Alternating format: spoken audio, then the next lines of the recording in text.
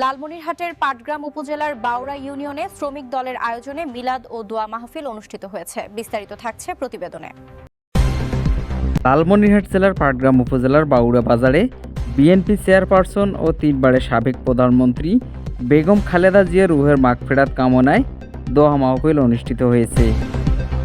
শুক্রবার আসরের নামাজের পর বাউড়া বাজারের পাশে বাউড়া ইউনিয়ন শ্রমিক দলের আয়োজনে এই দোয়া মাহফিল অনুষ্ঠিত হয়।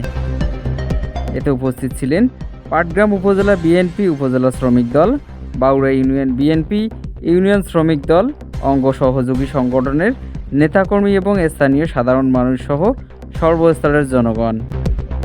শ্রমিক দলের উদ্যোগে আয়োজিত এ মাহফিলে ধর্মীয় আলোচনা শেষে বেগম খালেদা জিয়ার আত্মার মাগফিরাত ও জান্নাতুল ফেরদৌস কামনায় বিশেষ মোনাজাত করা হয়।